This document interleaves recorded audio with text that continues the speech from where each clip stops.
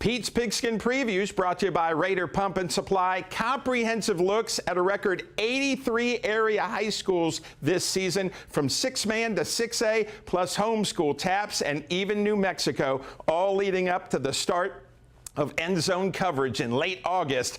Time to preview another school. First, talk about taking over here and being the head football coach of the Olton Mustangs. Yes, sir. Yeah, no, I'm excited, fired up for the opportunity. Ross Lassiter left a big legacy here for the last 10 years, and I'm happy to be the guy that take over. I was with him the last 4 years as the offensive coordinator. Obviously a little nervous being a first-time guy, but I know the kids are fired up because we've kept a few of the main pieces of the staff together, and it's just rocking and rolling. Nothing's changed other than the people here, so the kids are fired up. What do you think the strength of the team's going to be this year? The strength really is, just the unity of the team. The big part of our group are juniors. And they've been together for 4 or 5 years now together, never moved up away from each other, anything like that. They're a big piece of what we're doing. About 7 or 8 of them got quality starting time last year as sophomores. So big junior group that we're looking forward to. But the main part of the team is the unity of it. There's no one group better than the other or anything like that. It's all one cohesive unit. What will the Mustangs look like on the field in 2025? Younger group, obviously, like I said, with the juniors. But we're going to be fast. We're going to be moving fast. That's kind of our philosophy. FAST, fun, accountable, smart, tough. We're gonna move the ball quickly, and we're gonna try to stop people from getting in the end zone. We're gonna fly around with the football, kind of thing. So.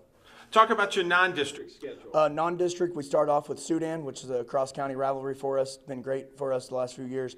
I know we've had their number the last few years, but they've always given us a good fight, and you never are secure week 1 with playing Sudan. So they've got a good group over there. Coach Cornelius does a great job. Then we move over to Dimmitt with Coach Arias taking over. He's got those guys rocking and rolling. They're definitely on the way up right now. Then we actually head over to New Mexico. We head to Texaco, New Mexico, which is a very big physical game for us. Really kind of shows us that we can play with the big dogs.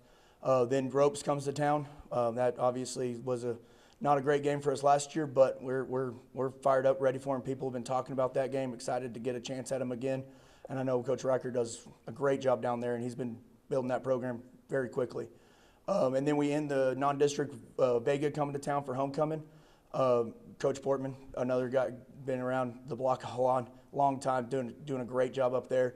I actually got a text from him, and he's fired up with the numbers he's got up there. So I'm excited for them and excited for that test. Again, 3 weeks right there with Texaco, Ropes, and Vega. Just tough physical football, get us ready for district. And what's your thoughts on the district? District's gonna be tough. We're really in a special place with the football we've got around this area.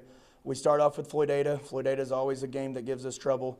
Then Post comes to town. Obviously, they won our district last year. Coach Wright's got them going, running like crazy. They're going to be big, strong again, like they were.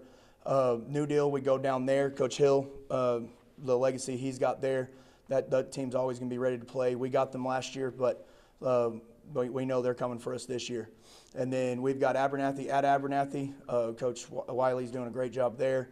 Coach Wiley's got them running and kicking the crap out of people. Sorry. Yeah, and that's a physical game for us. We were in it for the most part and just kind of fell apart at the end, couldn't get the ball in the end zone. That's going to change a lot this year. And then we end up with New Home being the last game of the year. They come to us. Again, another situation like that last year where it was just we get to the goal line, nothing finished. We held on for as long as we could. Things are going to be a lot different this year, though. We're going to put the ball in the end zone, and we're going to keep people out. And talk about this community. You've been here a while now. Yes, sir. Yeah. This is going into my 5th year. This community, I can't say enough good things about this community. The kids, the parents, the support there is. I've raised all 3 of my kids here. We're actually having another one in September.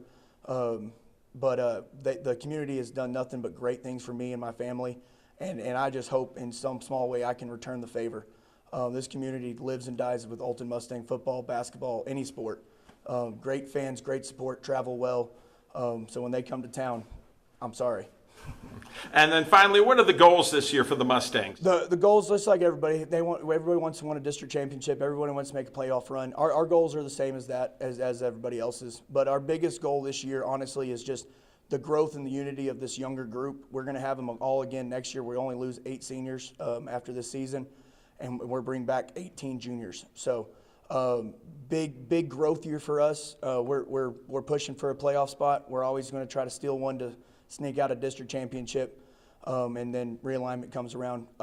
Get past that first round. That first round's tough, especially going up north with Sunray, Panhandle, and that group. But yeah, our goal is to make it around in the playoffs.